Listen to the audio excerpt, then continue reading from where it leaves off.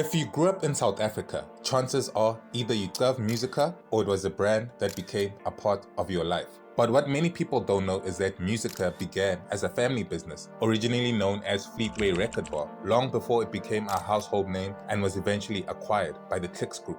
What followed was a period of explosive growth, the launch of the iconic Musica megastores, and countless meet and greets with some of South Africa's biggest artists, turning Musica into a true cultural hub, one that helped shape how South Africans discovered, supported, and celebrated music, including countless local artists. However, as online downloads and streaming services changed the way that the world consumed music, Musica attempted to shift from a music-focused retailer to a broader entertainment offering. Despite these efforts, the brand found itself swimming against the tide, entering a period of steady decline that ultimately led to the closure of its remaining stores. Still, Musica continues to evoke deep nostalgia, memories of more culture and weekend routines. From browsing endless rows of CDs to jamming video games or picking out DVDs for the weekend, it was a model that worked perfectly in a pre-digital era. So, what exactly went wrong for the country's once largest music retailer? Was it a lack of innovation, or were the odds simply stacked against it? Hi, welcome to another episode of Mzansi Business, and this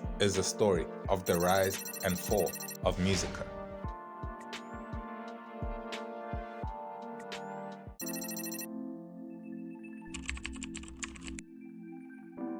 Okay, so Musica's origins trace back to a simple beginning, a father and son partnership led by George Goosen and his son Derek.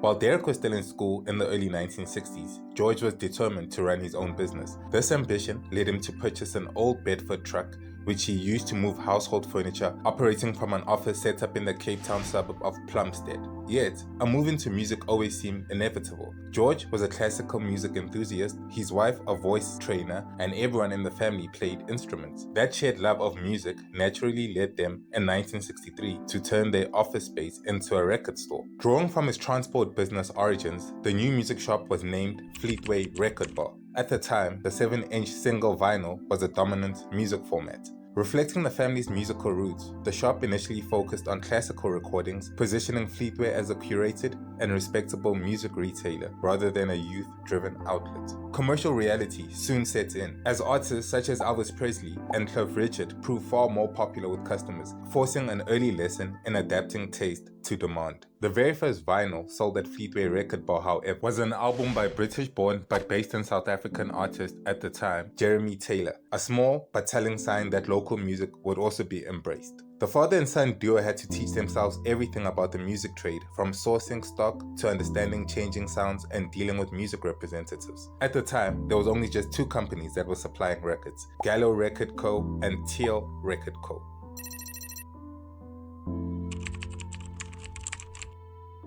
In 1967, upon opening a second store in Cape Town, the family recognized that the business needed a trading name with broader and more universal appeal. That decision gave birth to Musica, a name that would go on to become one of the most recognizable and enduring brands in South African music retail history. The second store opened on St. George's Street, and a third outlet followed soon afterwards as the company focused on expanding throughout the Cape region. Music lovers flocked to these early Musica stores, and by the time of the great music explosion led by the Beatles, the company found itself in the right place at the right time. This period became a major catalyst for Musica's early growth, cementing the brand as a cultural destination rather than just a retailer. By 1981, Musica had built a strong footprint across Cape Town, growing its store count to 10 stores. That same year, 1981, marked a defining point for the business with the opening of its first store outside the Western Cape, in Durban. The Durban launch signaled Musica's transition from a regional success to a national contender.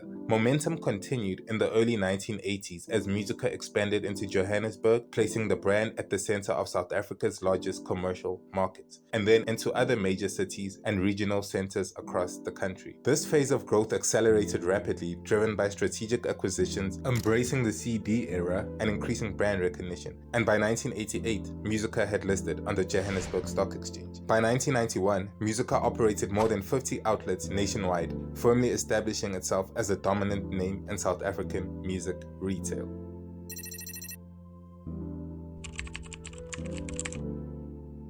By the early 1990s, the business was overstretched and in need of significant capital injection. Rapid expansion during the previous decade had built Musica into a national presence, but it had also placed pressure on cash flow and long-term sustainability. Relief arrived in the form of New Clicks Holdings, now the Clicks Group, and in particular its CEO at the time, Trevor Honeysett, a passionate supporter of music who immediately recognized the potential Musica held within the growing home entertainment market. Despite initial hesitation from the Clicks board, New Clicks Holdings acquired the Musica brand in 1992 for approximately 1.2 million rand, marking a pivotal shift in the company's future. Clicks' involvement brought much-needed retail discipline to Musica's operations. Formalized systems, stronger financial controls, and access to larger marketing budgets allowed the brand to scale in a more structured and sustainable way. Also in 1992, the first Musica branded store was launched, marking the beginning of what many industry sources count as the official start of the Musica brand's existence, under unified branding and identity. I believe that this was the logo that was being used at this point. Throughout the 1990s, Musica expanded steadily across shopping centers and high street locations, transforming from a specialist chain into a truly national retailer. This period also produced some of Musica's most iconic marketing campaigns, such as Listen With Your Soul. Musica was no longer simply selling music, it was shaping how South Africans discovered, experienced, and connected with it. Yet, even as the brand strengthened its cultural influence, the foundations of the industry were beginning to shift. By the late 1990s and early 2000s, the rise of the MP3 signaled the first real disruption to music retail. Music was no longer bound exclusively to CDs, cassettes, or vinyl. File-sharing platforms quietly began reshaping how audiences accessed and valued music. In 1997, Musica parent company New Clicks Holdings acquired the CD Warehouse brand that only had a single store at the time, situated in Rosebank, integrating the company within its music division. CD Warehouse was a premium music retailer boasting over 100,000 CDs, DVDs, and books, far surpassing the roughly 9,000 CDs an average Musica store could carry, catering to music collectors and enthusiasts. New Clicks Holdings would build CD Warehouse to up to 4 stores over the coming years, but we'll talk more about this later in the video.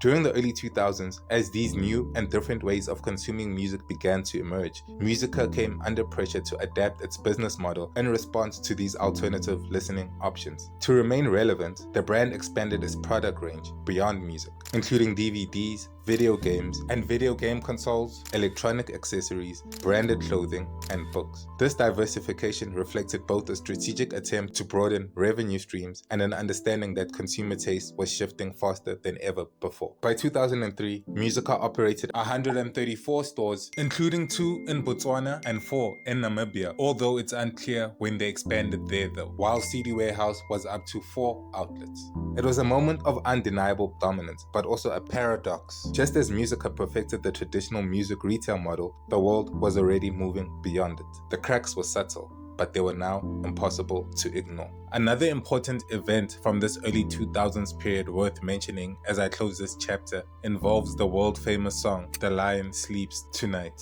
The song's South African creator, Solomon Linda, never profited from its enormous success, despite the fact that the melody and its many versions ultimately generated an estimated $15 million in royalties worldwide at the time. Linda sold the rights to his original recording to Gallo Record Company for just 10 shillings, approximately $2, soon after the 1939 recording session, a deal that left them with no future royalties. Around the 2001 period, Musica and the Gallo Record Company re-released a CD featuring Linda's original recording alongside other contemporary versions of the song, with all profits from the release directed to the now late Solomon Linda's family as a tribute to the musician and to fix past injustices.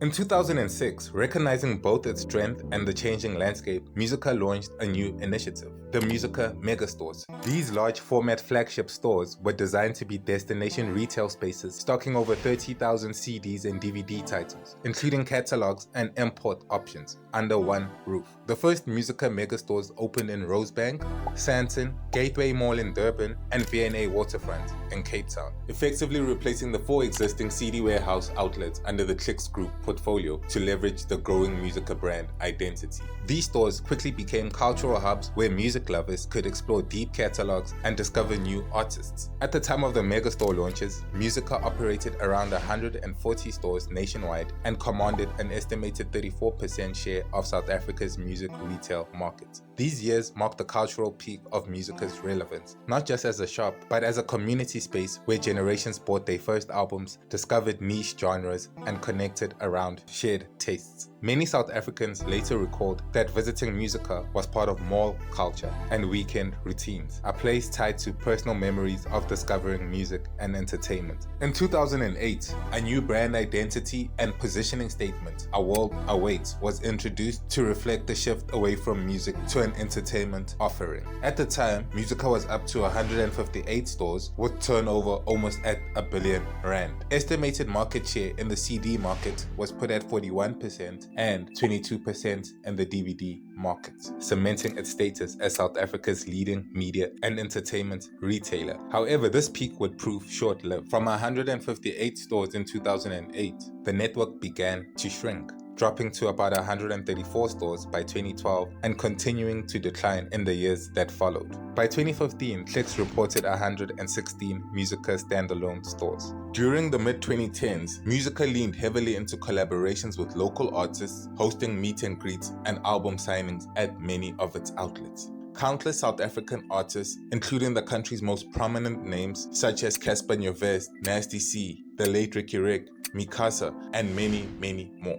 Beyond generating excitement in stores, these initiatives created meaningful opportunities for artists to connect directly with fans while simultaneously driving physical album sales. In doing so, Musica reaffirmed its role as a committed supporter of local music, providing a vital retail platform for South African artists and record labels while remaining an important part of the industry ecosystem. They even at some point rolled out Musica gift cards. Yet, even as these initiatives reinforced Musica's cultural relevance and deepened its connection to local music communities, broader shifts in global entertainment consumption were beginning to reshape the market in ways that in-store experiences alone could not offset.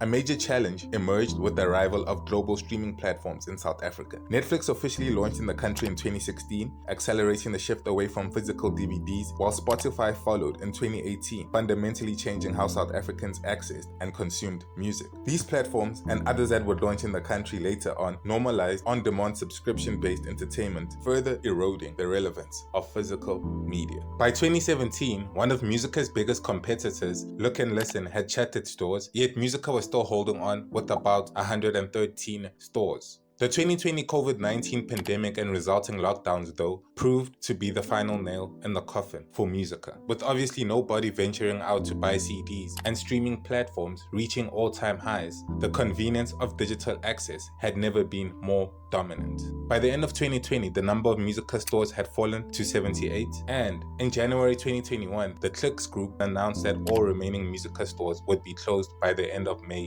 2021. DVDs and CDs were going for about $20 a pop as the chain prepared to shut down, with many gaming specials as well. At that point, the brand was operating just 59 branches. On the 26th of May 2021, Musica's social media channels confirmed that every remaining store had officially closed, marking the end of what many say as nearly 3 decades of Musica's presence in South Africa. We know that the Musica name has been around since 1967, so in my books, about 54 years. And the history even goes deeper if you want to count 1963's Fleetway record bar. The final outlet to close was the Musica store in Canal Walk Shopping Centre in Cape Town. And just like that with it, that was the end of Musica's existence. Some of Musica's former employees were absorbed into other divisions of the Clicks Group following the closure of the chain.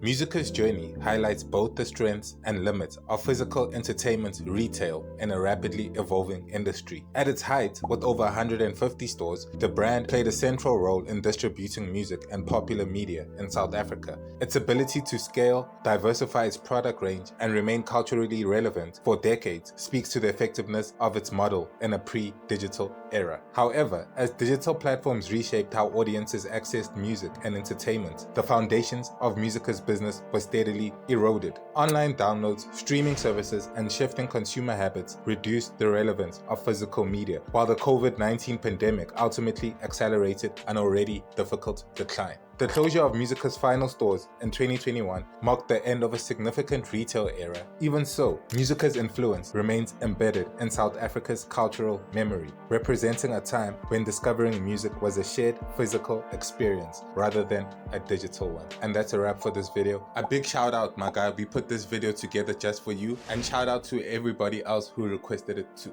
If you like content like this, please consider subbing to the channel. I'm Lebogang, this is Mzansibizness, and I'm out. Peace.